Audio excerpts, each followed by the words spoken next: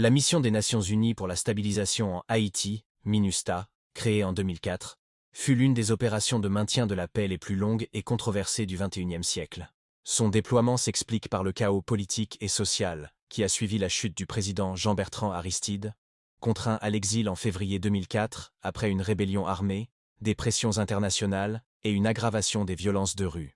Le pays, déjà affaibli par des décennies d'instabilité et de fragilité institutionnelle, sombra alors dans un vide politique et sécuritaire. Pour contenir la crise, une force multinationale temporaire menée par les États-Unis, la France, le Canada et le Chili fut déployée en mars 2004. Mais cette présence n'était qu'une solution d'urgence.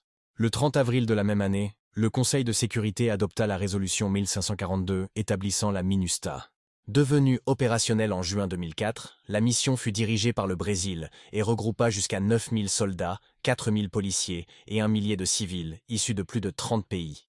Ses objectifs étaient ambitieux: désarmer les gangs, aider à reconstruire les institutions sécuritaires, soutenir les processus politiques, promouvoir les droits humains et favoriser la stabilité.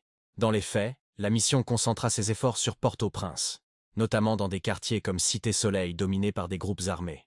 Les casques bleus y installèrent des points de contrôle, patrouillèrent dans les rues et accompagnèrent la police nationale d'Haïti dans ses opérations.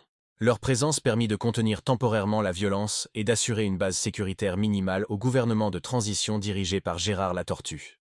L'un de ses premiers succès notables fut l'organisation des élections de 2006, où René Préval fut élu président. La MINUSTAH assura la logistique, sécurisa les bureaux de vote et garantit un processus fragile mais relativement pacifique. Cette étape marqua une stabilisation politique partielle et renforça le rôle de la mission aux yeux de la communauté internationale. Cependant, dès ses débuts, la mission fut contestée. Pour ses défenseurs, elle empêcha un effondrement total de l'État et un désastre humanitaire. Pour ses détracteurs, elle constitua une force d'occupation servant les intérêts des grandes puissances et bafouant la souveraineté nationale. Les Haïtiens, marqués par le souvenir d'interventions étrangères antérieures, exprimaient une profonde méfiance.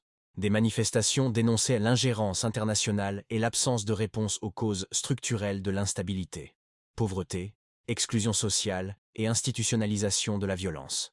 À cette fracture politique et symbolique s'ajoutèrent des scandales qui entachèrent gravement la crédibilité de la mission. Des opérations militaires, menées notamment contre des bastions armés à Cité Soleil, causèrent de la mort de nombreux civils. Des cas de violences sexuelles impliquant des casques bleus, en particulier contre des mineurs, furent dénoncés à plusieurs reprises. Plus dramatique encore, des études ont démontré que le choléra, jusque-là inconnu en Haïti, fut introduit en 2010 par des soldats népalais de la MINUSTAH. L'épidémie tua plus de 10 000 personnes et renforça la perception d'une mission étrangère dangereuse et irresponsable. Ainsi, la MINUSTAH incarna une contradiction permanente: vecteur de stabilisation d'un côté et source de traumatisme durable de l'autre. Elle permit l'organisation d'élections, le renforcement partiel de la police et une limitation des violences à grande échelle. Mais elle laissa aussi un lourd héritage de méfiance, de souffrance et de rejet. L'intervention étrangère, censée consolider l'avenir, resta aux yeux de beaucoup une nouvelle phase d'occupation. Présente de 2004 à 2017, remplacée ensuite par la MINUJUST-TH puis le BINUSH, la mission reste encore aujourd'hui un symbole ambivalent, celui d'un effort international pour sauver Haïti de l'effondrement, mais aussi d'une expérience marquée par les abus, l'incompréhension et l'impossibilité de répondre aux racines de la crise. Elle demeure l'un des épisodes les plus controversés de l'histoire récente d'Haïti et illustre les dilemmes de toute opération de maintien de la paix.